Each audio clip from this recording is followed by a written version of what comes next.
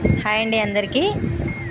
Welcome back to Usha fashions. ఈరోజు ఒక శారీతో క్విన్స్కి craft top design చేశాను. ఫైనల్ అవుట్ఫిట్ ఎలా వచ్చిందో చూసి చెప్పండి.